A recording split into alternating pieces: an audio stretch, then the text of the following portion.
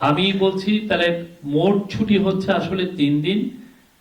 ভোটের দিন ফেব্রুয়ারি 12 পুরোপুরি ছুটি অলরেডি ডিক্লেয়ার করা হয়েছে, আর হচ্ছে ফেব্রুয়ারি 11 বুধবার সাধারণ ছুটি সবার জন্য প্রযোজ্য, আর 10 তারিখ শুধুমাত্র শিল্পাঞ্চলের শ্রমিক ভাই বোনদের জন্য এটা ছুটি। ইলেকশনের প্রিপারেশন, ইলেকশনের সময় সিকিউরিটি ইস্যুগুলো নিয়ে খুব বড় একটা মিটিং, সেখানে বেশ কয়েকজন অ্যাডভাইজার ছিলেন, 3 বাহিনীর প্রধান ছিলেন, বিভিন্ন বাহিনীর প্রধান, বিভিন্ন সিকিউরিটি এজেন্সি এবং ল এনফোর্সিং এজেন্সির প্রধানরা ছিলেন।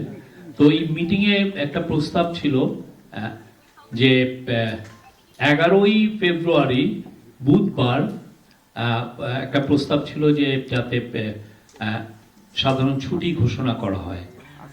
তো কারণ একটা খুব নির্বাচনের আগের দিন, এর ফলে যেটা হবে যে যারা অনেকে ঢাকায় বা বিভিন্ন ইন্ডাস্ট্রিয়াল টাউনে আছেন বা বিভিন্ন বড় শহরে আছেন, তারা তাদের গ্রামের বাড়িতে যেখানে ভোটার সেখানে ভোট দিতে পারবেন, এবং এক্ষেত্রে ল অ্যান্ড অর্ডার যে ম্যানেজমেন্টটা অনেকটা বেটার করা যাবে।